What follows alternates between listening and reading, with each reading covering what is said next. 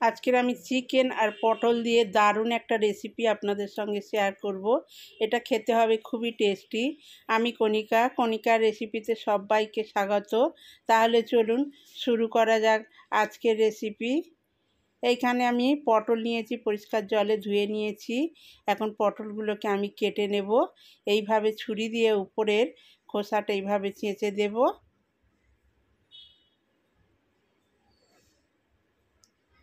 এবার এক সাইডটা আমি ছুরি দিয়ে কেটে নেব।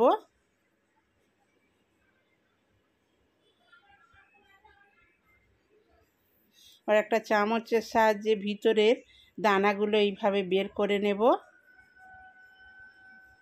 এই চামচের পিছন দিয়ে সহজেই এই দানাগুলো বেরিয়ে আসবে। দেখো কত সুন্দর বেরিয়ে আসছে। এই একইভাবে আমি সবগুলো তৈরি করে নেব। সবগুলো আমি করে নিয়েছি, দেখুন এই রকম হবে। এখন আমি একটা পুর তৈরি করে নেব। তার জন্য কড়ার মধ্যে দিয়ে দিলাম সরিষার তেল। তেলটা আমার গরম হয়ে গেছে। দিয়ে দিচ্ছি পেঁয়াজ কুচি। এখানে আমি দুটো মাঝারি সাইজের পেঁয়াজ কুচি করে নিয়েছি। পেঁয়াজটা 1 মিনিট ভেজে নেব।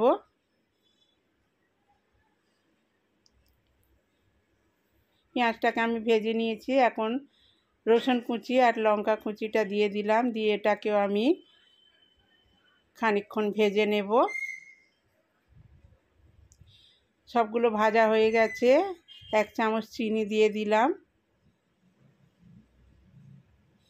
1 চামচ আদা দিয়ে দিলাম। আদাটাকেও ভালো করে একটু ভেজে নিতে হবে। 1 চামচ টমেটো বাটা দিয়ে দিলাম। এটাকেও একটু ভেজে নেব। সবগুলো আমার ভালো করে ভেজে নিয়েছি। এখন এখানে আমি কিছু চিকেন একদম ছোট ছোট টুকরো করে কেটে নিয়েছিলাম, সেই চিকেনগুলো আমি দিয়ে দিলাম। এটাকে আমি 2 মিনিট ভালো করে কষে নেব।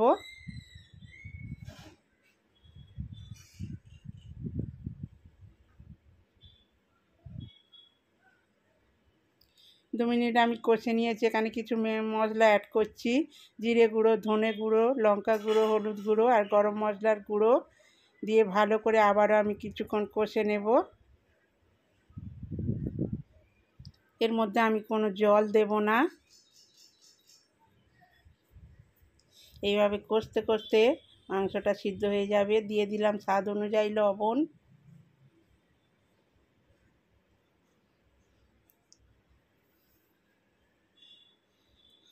এই রেসিপিটা একবার বানিয়ে দেখবেন, খুবই টেস্টি একটা রেসিপি। এখানে আমি একটা আলু সিদ্ধ করে ম্যাশ করে নিয়েছিলাম, সিদ্ধ আলুটাও দিয়ে দিলাম। দিয়ে আবারও আমি ভালো করে মাংসের সাথে মিশিয়ে নেব।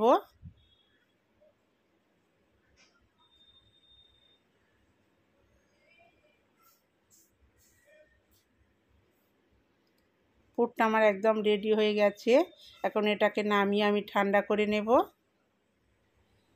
ঠান্ডা হয়ে গেছে। এখন আমি সেই পটলের মধ্যে এই পুরগুলো এইভাবে দিয়ে দেব।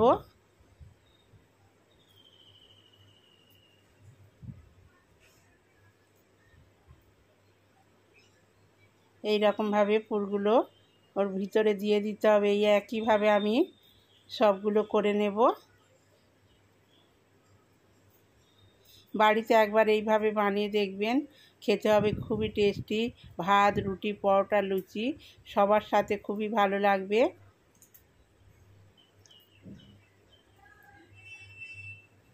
এই একইভাবে আমি সবগুলো তৈরি করে নেব। সবগুলো আমার তৈরি হয়ে গেছে। এখানে আমি সরিষার তেল বসিয়ে দিয়েছিলাম, তেলটা গরম হয়ে গেছে। তেলের উপর আমি পটলগুলো তুলে দিচ্ছি। ওইগুলো একটু উল্টে পাল্টে ভেজে নিতে হবে।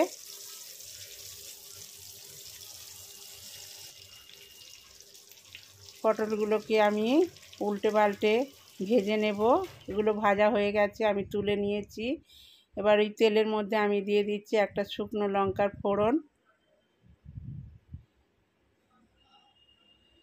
আর দিয়ে দেবে এখানে টমেটো পেস্ট করে নিয়েছিলাম, টমেটো বাটাটা দিয়ে দিলাম। দিয়ে দিলাম আদা বাটা। কিছুক্ষণ আদা আর টমেটোটা মাছটাকে ভালো করে কষে নিতে হবে। দেখো তেল ছেড়ে এসেছে।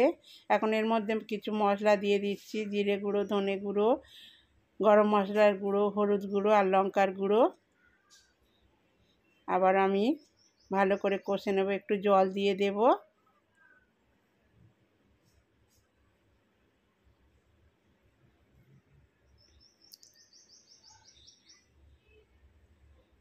এইভাবে ভালো করে কষে নিয়েছি।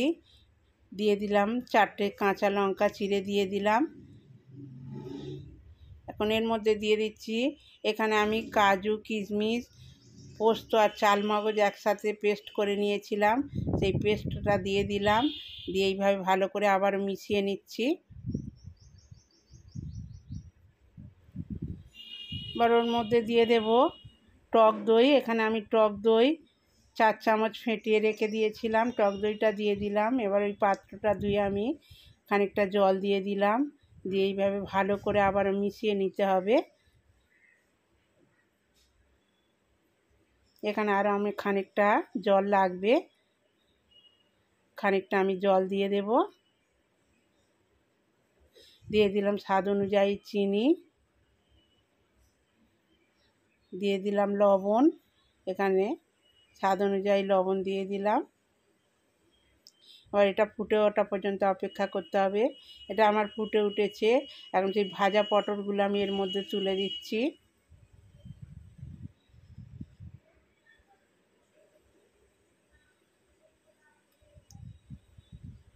এখন এটাকে ঢাকনা দিয়ে আমি লো ফ্লেমে 1 মিনিট ফুটিয়ে নেব।